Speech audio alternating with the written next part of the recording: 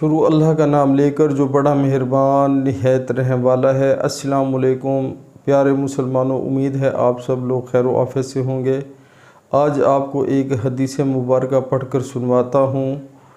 نبی کریم صلی اللہ علیہ وآلہ وسلم نے ارشاد فرمایا، کیا میں تمہیں ایک کلمہ نہ بتا دوں جو جنت کے خزانوں میں سے ایک خزانہ ہے؟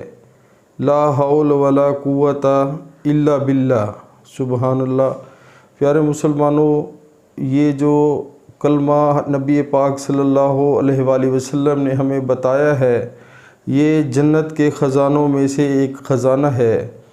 تو ہمیں بھی چاہیے کہ ہم جو ہے اس کی جتنی بھی تسبیح ہو سکتی ہے، ہم اس کو جتنا بھی اللہ تعالیٰ نے ہمیں زندگی میں موقع دیا ہے، زندگی دی ہے، صحت دی ہے، تندرستی دی ہے، اس میں ہم اس کلمے کا ورد کریں اور جنت کا جو خزانہ ہے اس کو حاصل کریں۔ لیکن افسوس سے یہ کہنا پڑتا ہے کہ ہم مسلمانوں کو جو کلمہ گو ہیں، تقریباً 95% مسلمانوں کو نماز کا بھی ہوش نہیں، تو وہ کلمے اور یہ جو اللہ تعالیٰ نے ہمیں نعمتیں عطا کی ہیں، یہ ہم کیا پڑھیں گے، ان کا کیا ورد کریں گے؟ پیارے مسلمانوں، جو آج کل کے ہمارے حالات ہیں ان میں ہم جو ہے شیطان کے رستے پر بہت چل چکے ہیں، اور 95% مرد عورتیں نماز نہیں پڑھتی، دل سے نماز نہیں پڑھتے، اور اس کا رزلٹ یہ ہے کہ آج ہر مسلمان پریشان ہے۔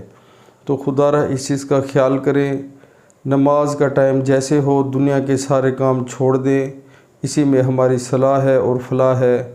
پیارے مسلمانوں، یہ موقع پھر بعد میں دوبارہ نہیں ملے گا سجدہ کرنے کا۔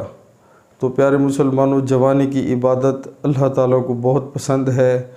اپنے جو ہے دل میں تقوی پیدا کرے، اللہ کا خوف پیدا کرے، انشاءاللہ عمل کرے، اللہ تعالیٰ آسانیاں فرمائیں گے، دنیا بھی بہتر ہوگی اور آخرت میں بھی اللہ تعالیٰ اس کا اجر دے گا۔ عمل کرے، بہت فائدہ ہوگا۔ السلام علیکم۔